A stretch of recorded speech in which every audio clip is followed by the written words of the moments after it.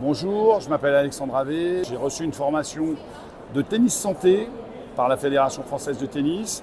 Et donc, je vous présente les différentes pathologies et pas que, parce que c'est non exhaustif.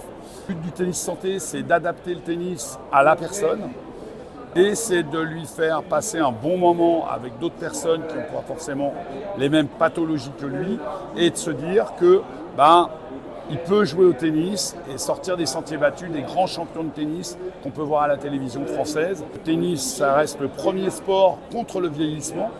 C'est une étude américaine qui est sortie l'année dernière pour dire qu'on travaille l'œil, on travaille la réactivité, on travaille du cardio, toujours à son niveau, bien sûr.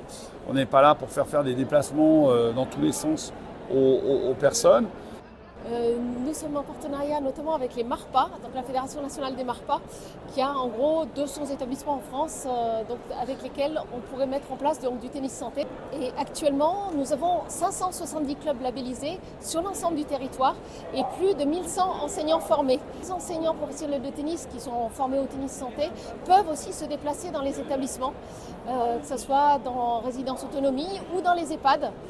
C'est vraiment un message à faire passer parce que c'est vraiment important aussi qu'on soit aussi au plus proche de la pratique et les enseignants quand ils mettent en place l'activité, l'idée aussi c'est de faire découvrir la pratique et souvent ce qui peut se passer c'est qu'il y a des personnes qui sont réticentes au début, elles s'assoient sur le côté, elles se disent on va regarder un petit peu ce qui va se passer, elles hésitent à y aller mais une fois qu'elles ont franchi le pas, et elles resteront. Ça me donnait goût parce que je n'ai jamais joué au tennis.